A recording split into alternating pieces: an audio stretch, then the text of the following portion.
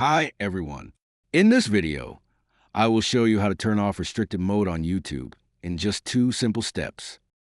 First, open a YouTube app and tap your profile picture. Then tap the settings icon in the top right corner. Now, go to General and look for restricted mode.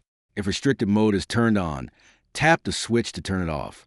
But wait, turning off restricted mode may not always fix the problem. There's another important thing you should check. For the second step, open a Google app and tap your profile picture. Then select Manage your Google account.